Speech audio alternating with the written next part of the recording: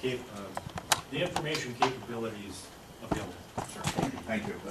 Okay, so the two classifications I've talked about are managed and limited, and we also have some proposed closed areas in the county.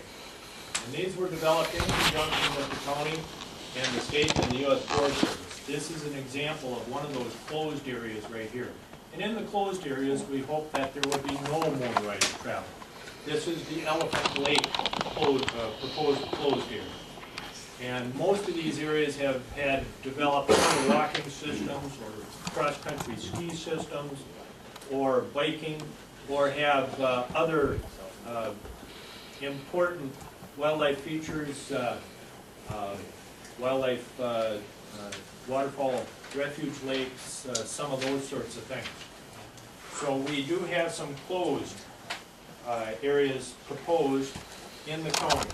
And the table that you see below the three definitions is a quick summary of those closed areas. Again, in terms of the amount of DNR land that's in those, we did not have the ability to summarize the amount of county ground in some of those. The county, I'm sure with their efforts, could give us a total on some of that, but we did not have that available for this review. On the next page, you're going to see a color graphic, a pie chart.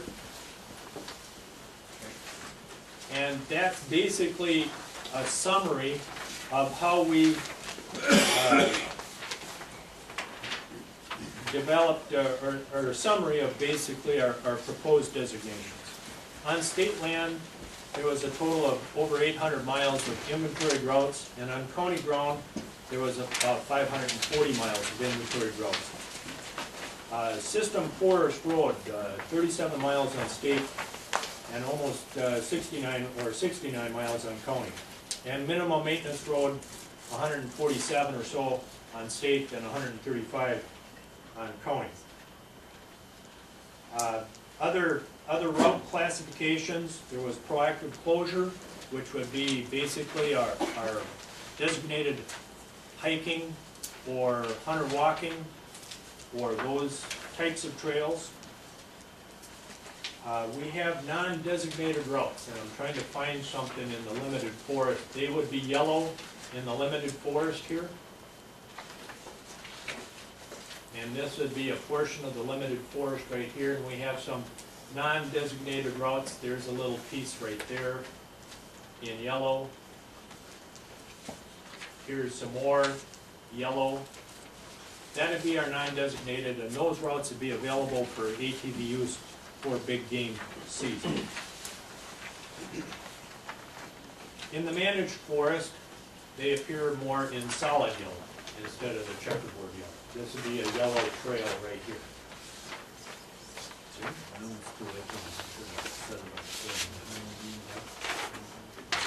Various shades of green here on the screen.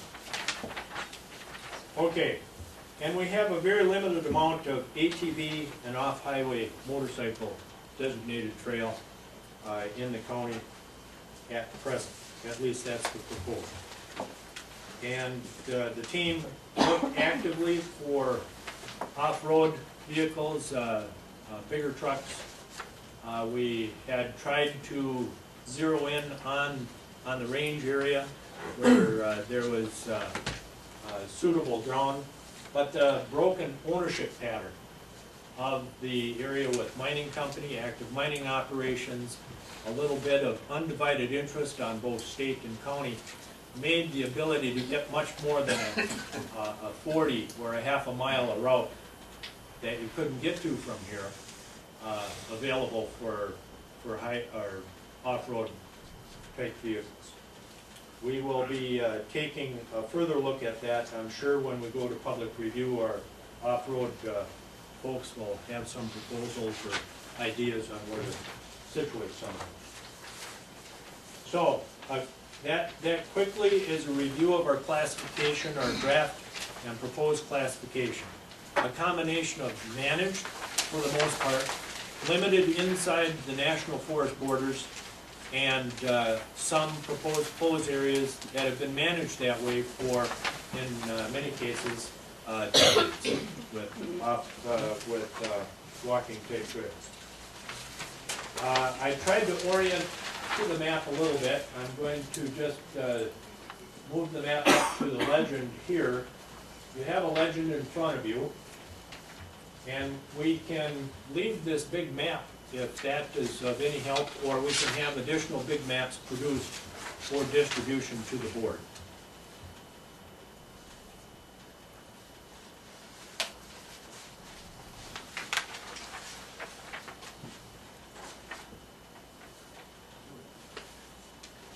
Okay, county and state forest roads, and this is going to include the regularly maintained roads plus minimum maintenance roads, would be shown in a solid green. We have some proposed ATV OHM trail, and that would be in the dash green. Other other motorized routes that we couldn't find the claimant on, whether it be township, county, or it may have been some private road out there, will be the ghosted out green. And the U.S. Forest Service portion that's open will be shown in the green pattern. One of the things in your handout is the U.S. Forest Service has just initiated their public review process with their first public review scheduled to the supervisor's office in Duluth, I believe on Wednesday. Their portion of the travel management plan, we've it's either the left of the Irish or the left of the land managers, is we're going to public review at approximately the same time for the state and county portion of the plan in St. Louis County and the U.S. Forest Service portion in St. Louis County. So the public is going to have the ability to take a look at these planning efforts in coordination and cooperation at about the same time. The Forest Service has made an effort to produce a map that shows our routes on their map, and we have tried to take their proposals and put them on our proposed map as well. So, go ahead. Mr. Chair? Yes, go ahead. Thank you. A couple of quick questions before we get too far off, or too far down the road. You talked about the federal plan coming forward and the exchange of routes. In that process, was there dialogue that looked at some of the connectivity to build some of these contiguous rails that it seems to be the piece that people are asking for is destination type trails. So were we able to create a dialogue with the federal folks and come up with some of that type of trail? We have a couple of proposals that I can zero in on to help answer that question. Okay. And as you're doing that, I think possibly a lot simpler one, I look at a couple of these areas that you've got marked as closed. Is there any private ownership within any of those designated closed areas? There is some private ownership. And how does this affect that? Okay, now the private owner would be given access permits to get to their private property in a closed area, if they have routes or trails to it. One of the cases in point... and use within the private properties within the confines? Yeah, it absolutely does not affect use on the private property. Sometimes if you'll see the boundary chosen was to give a identifiable boundary, like a public road, so that the public knows that anything within that. We were looking for hard boundaries basically, and it's a balance between if you have private property within a hard boundary, it's easier for the broad public to understand where they should stay out of, but it may give the implication that their private land is affected when it's not. Their use on their own property is not affected one iota. I just, in looking at the two parcels, I know there's private ownership. Yeah, at least and some of them, so we wrestle with that, because sometimes then we try to put the line around the parcel, and then the public doesn't see it as a hard boundary on the public road or something.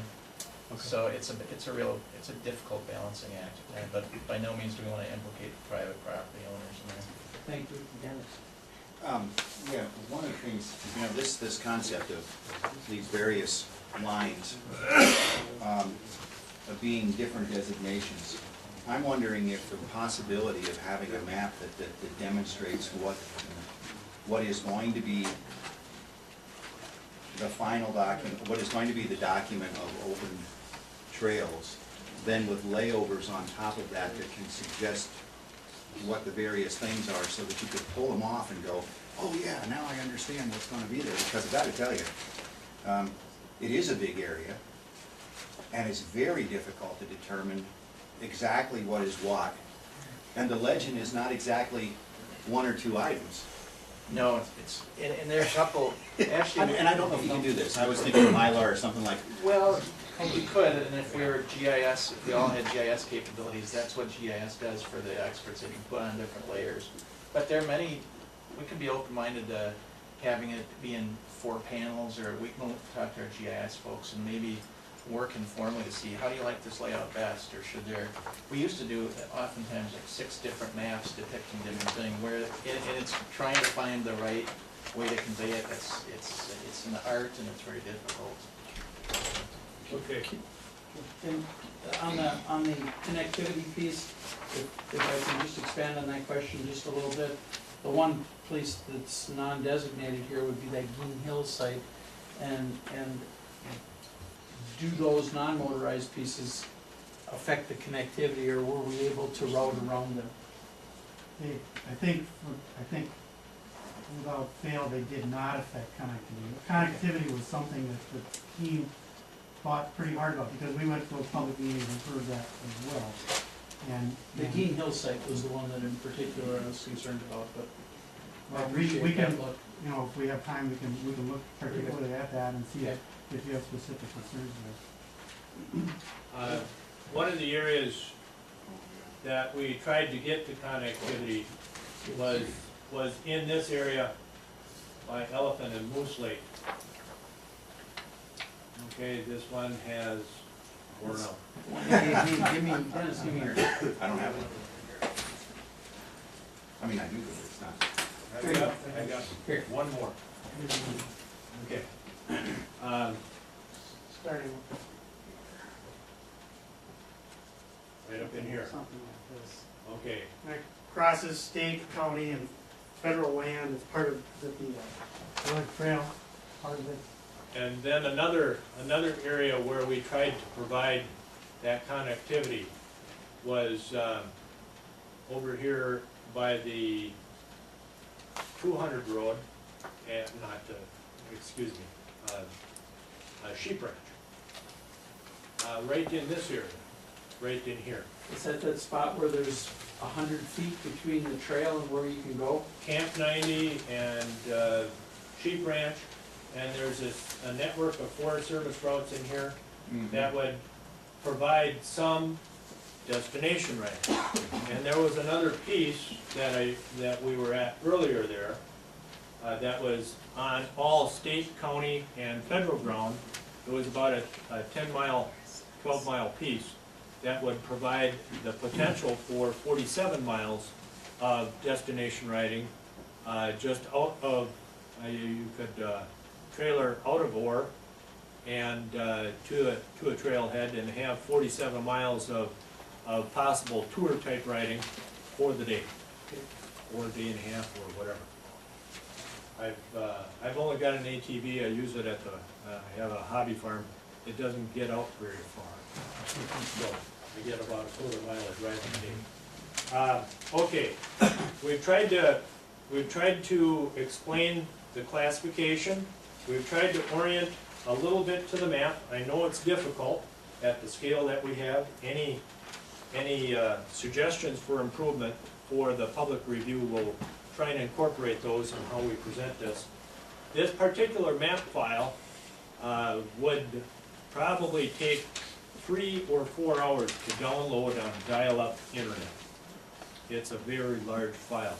If we try and reduce the file size, we lose a little bit of the, I'll say, detail, and with that, you don't have a complete product either.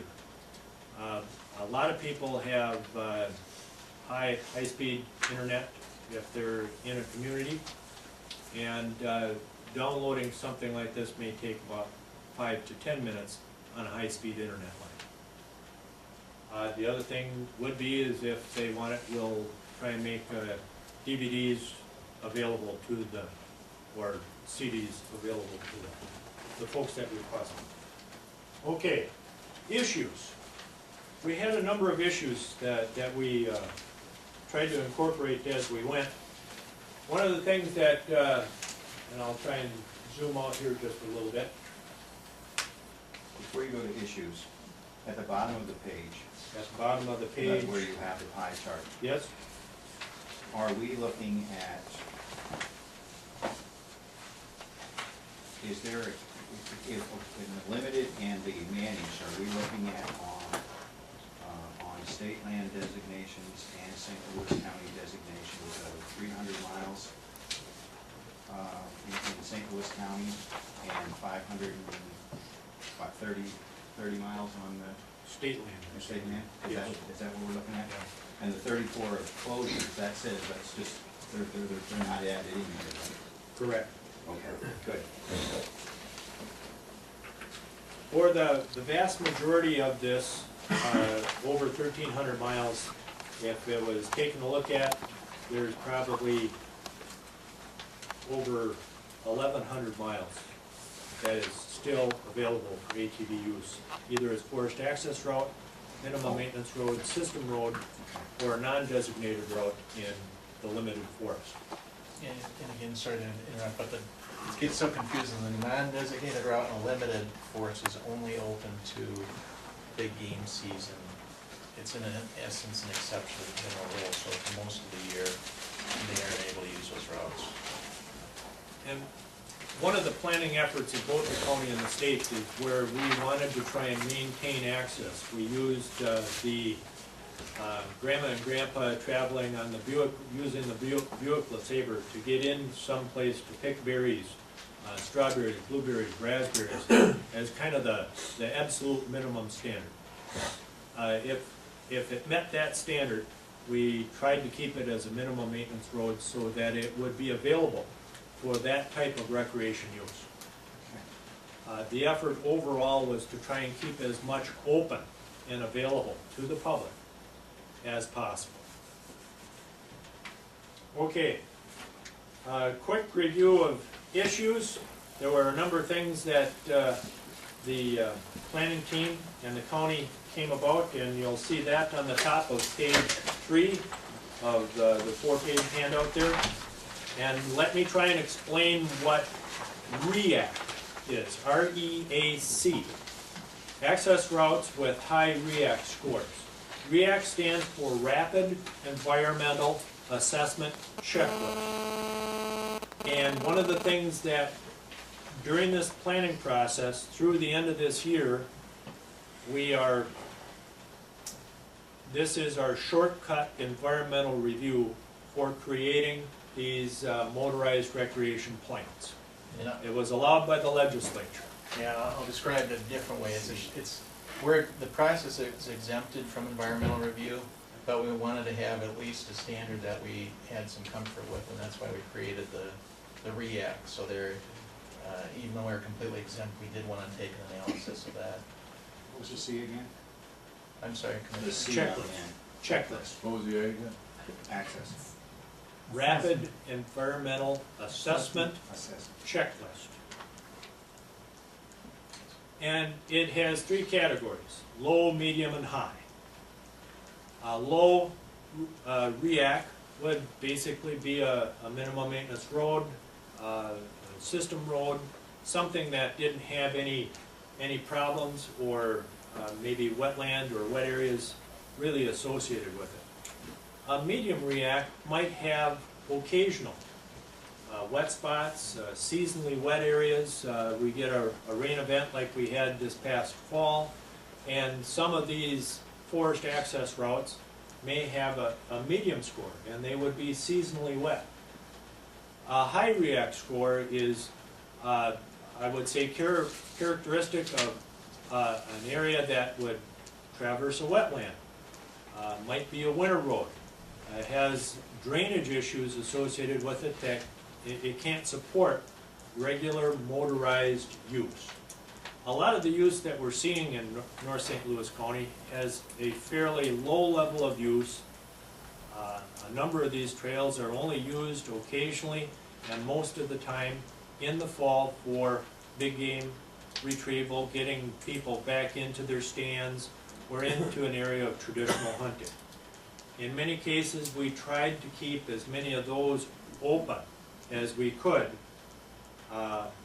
hoping that the users, they're not allowed to rut, would use their choices and not travel when the road is or the access route is subject to damage. There's a number of other areas. I'm going to try and highlight a few of those.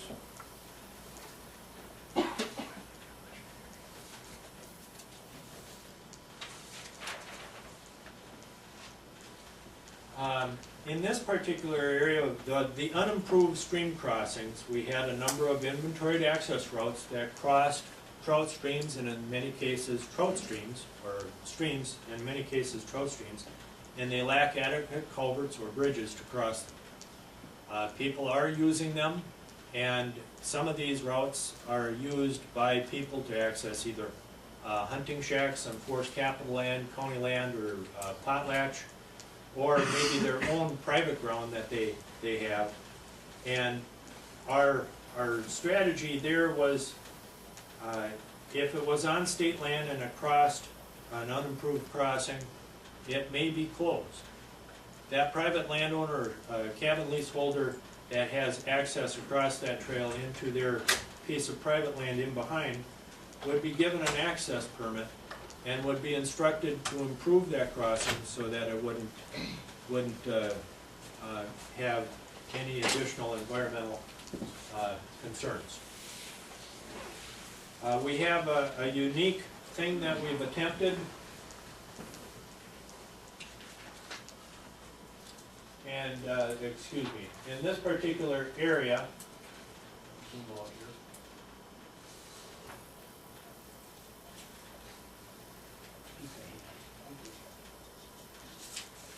Not a good multitasker, as you can see. But we have some areas here. This is an area we can't designate on private ground. There's a lot of what appear to be trail disconnects. You can't get there from here. But there's really access routes across private land, in some cases industrial private land, either potlatch or forest capital, that provide access to these parcels. It exists on the ground.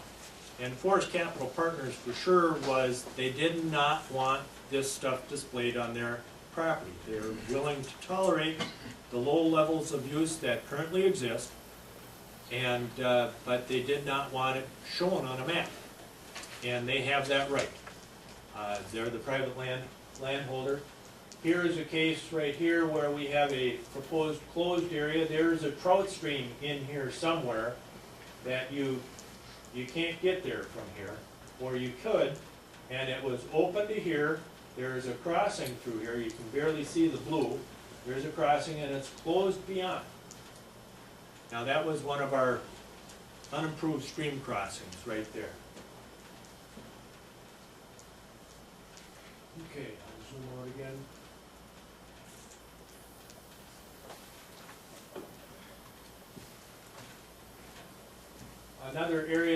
Another novel approach that we tried to incorporate in the plan was what we called gated access, seasonally closed.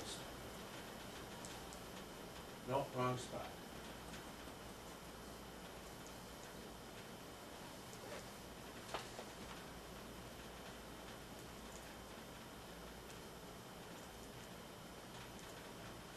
Right up in here.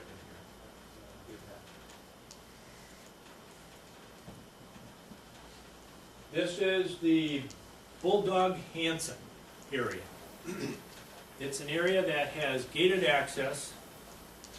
This is a minimum maintenance road that actually comes through the center of that area with little spurs going off of it. And rather than gating every little spur, there's a gate out here on the main road that will be seasonally closed for bird hunting. and it'll be open for big game. The commissioner is mulling this proposal over as we speak. We don't have in this motorized planning process a real way of doing this, but he was very intrigued by the concept that we had developed here. And we have a number of these proposed. Yep. Within that thought process, have you considered, since we have some overlapping seasons, have you considered allowing entrance in there, say a week before season for portable stands, those types of things?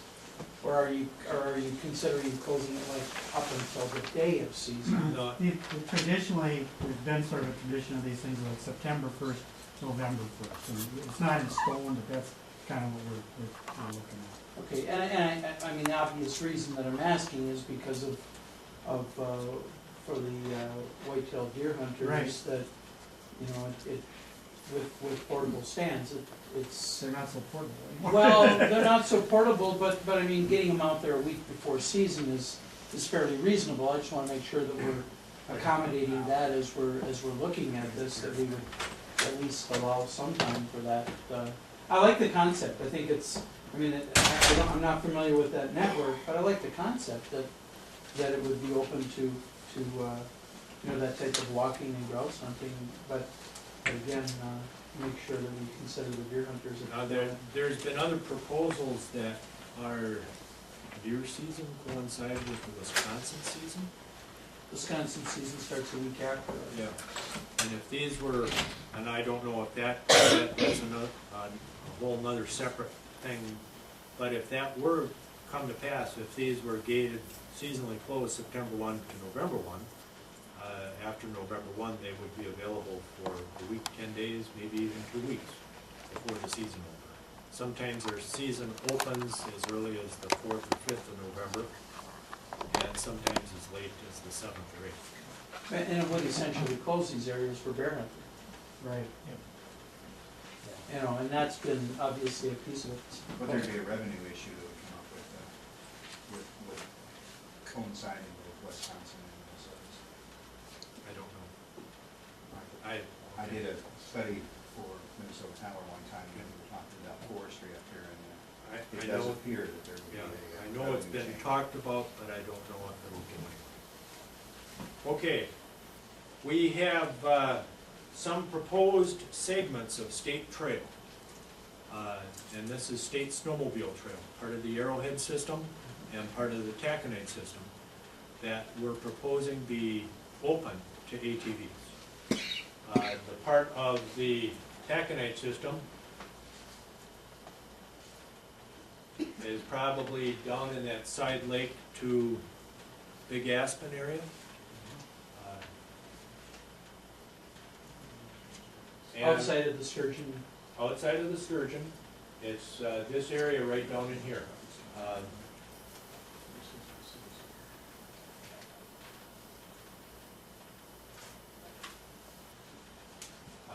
In this particular planning process, what we did on these parcels of state land, we designated those routes. This is a Forest Service road, and they're proposing to have the Forest Service road open to ATV use.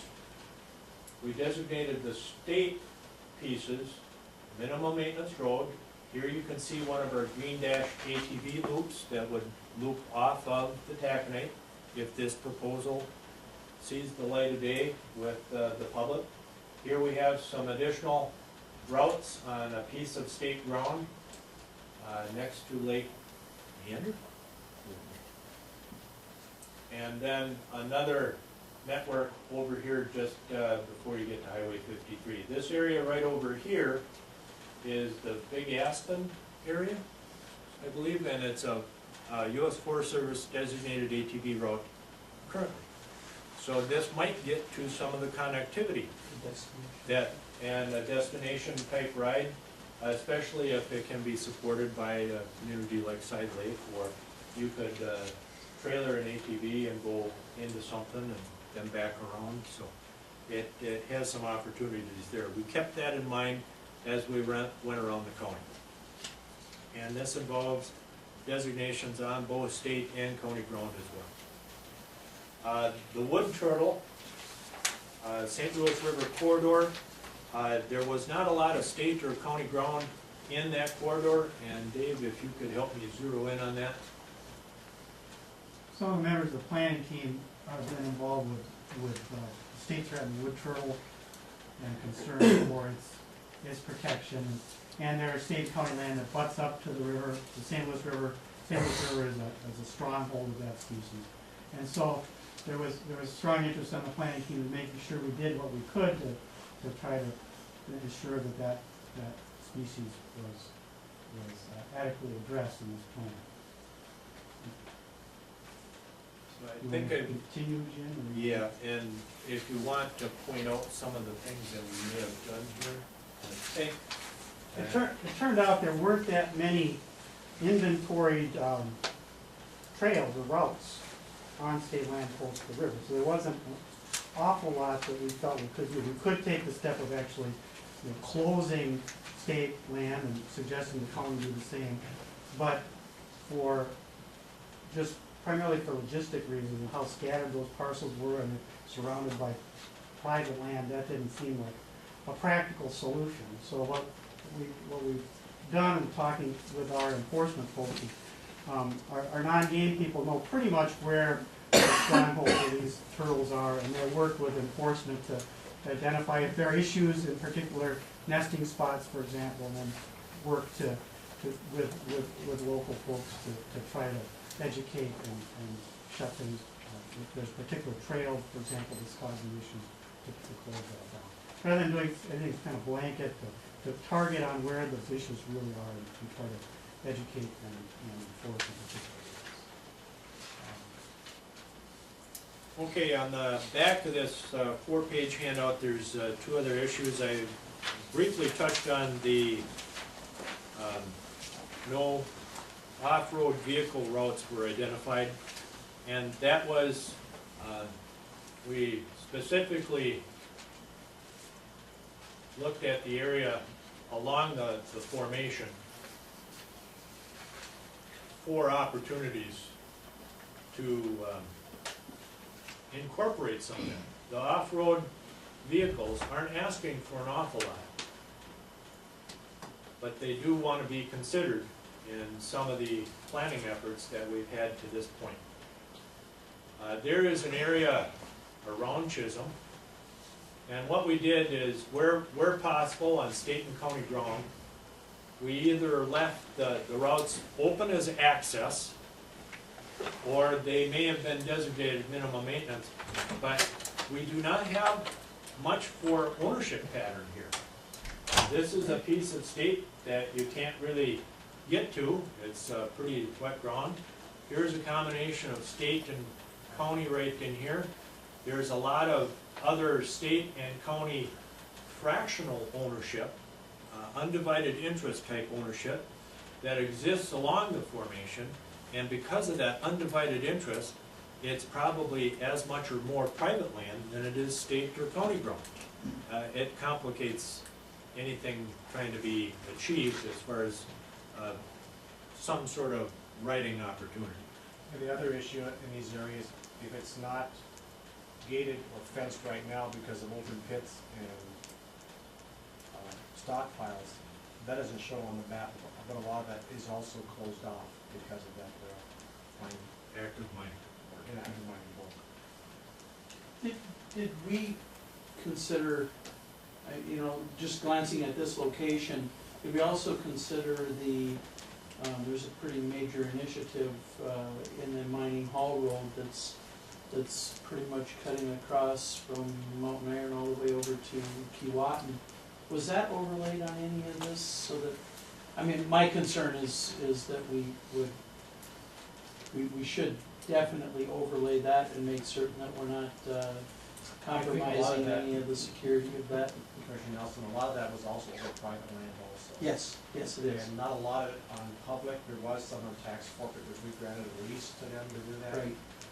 In fact, they wanted easements to have total control of that because of what was gonna happen. Right. But again, I think most of it is on probably mining company lands, which again would make it difficult for them to allow us to do that. The vast majority, and the reason I bring it up is with the Mesaba Trail and the issues that we have had, for commissioners that aren't on that, on the rail authority. It's we've got some spots where the trail is going to cross the Hall Road, and the Hall Road's gonna cross the trail, and it's working out some of the details of that have been fairly complicated, because it's not really, none of this activity is conducive with 280-ton haul packs, those types of vehicles. Thank you for, just needed to know that was part of the process. Okay, one of the last issues that we dealt with, or tried to deal with in the course of doing this effort, is to identify pieces of ground where we need to pursue easements with private industrial partners. And this area right in here, you can see there's a major disconnect from here to over here. This is through Forest Capital Properties. And in our planning effort, if it was Potlatch or Forest Capital, we tried to identify these as opportunities that the various management agencies, the county or the state, would try and pursue in a separate other process. We can't show them as open because there's no easements or permission that has been granted at this time. People are going to know that there's a major route from here to here. Anybody that's been up in that area. But because there are no easements on that stretch, they can't be shown. Forest Capital doesn't require that public access be available, and therefore easement's not necessary? Commissioner, I can take a stab at that if you'd like. You know where I'm going here. Yeah, well, and that's an interesting one, and, because in Coochin, if we go over to Coochinchin County, we've got the 51,000 acre easement where part of what the state and the private parties paid for was access across those lands, be it for some forest roads and some recreational opportunities. Now, parcels such as these that are not part of that easement program, we're struggling with them a bit on access, and this also ties into this whole other process that's going on regarding prescriptive easements that the counties and the state have over private land by traditional use for decades and decades and decades. And you don't want to always bring those things up because they're sensitive, and if we can take a global view on some of these and they work with us, you might get the public benefit and the management benefit by doing it that way. So, Okay. Got it. Okay. The last piece of information was just going to be to try and tour our proposed closed areas, and we can do that. We have we'll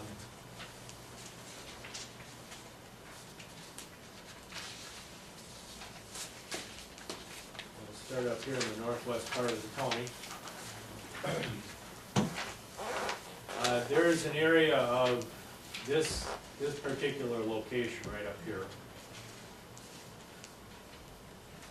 An area bounded by a stream in the northwest here, a snowmobile bike route on the south over to another stream over here on the east side.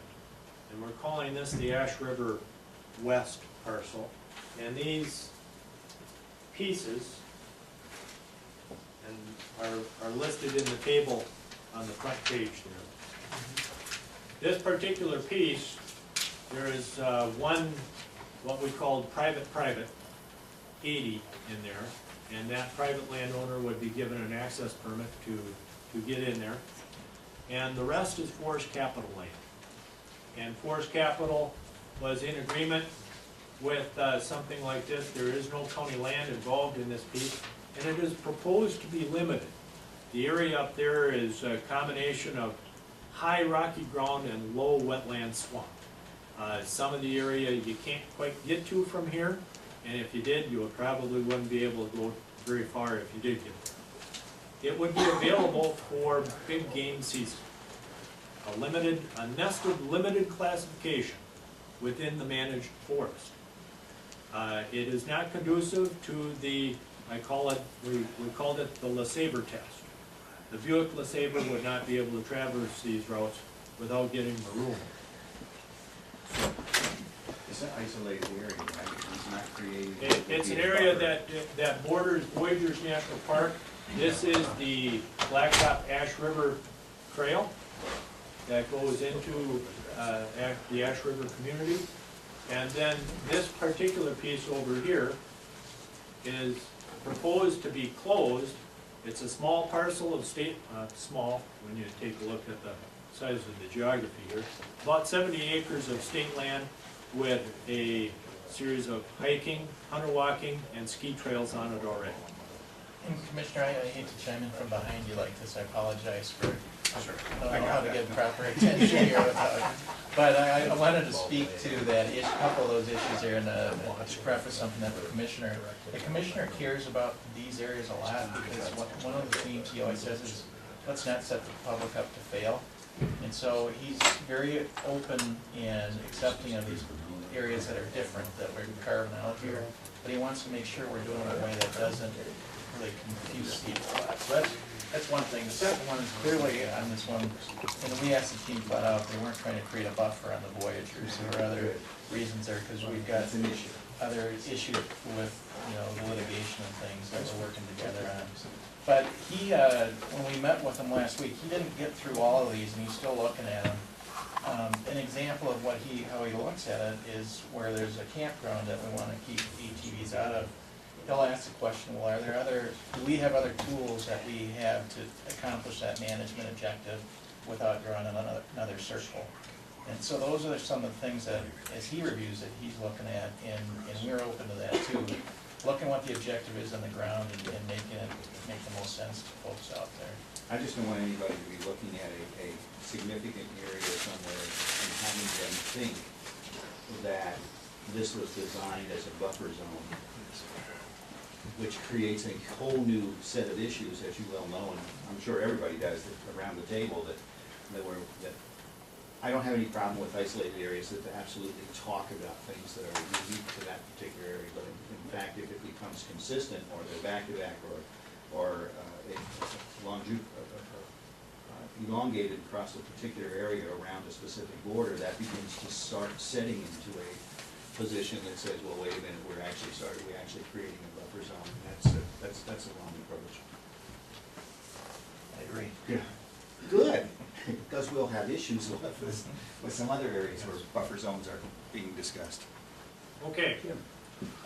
These are two of those spots that we made proposals on. Let me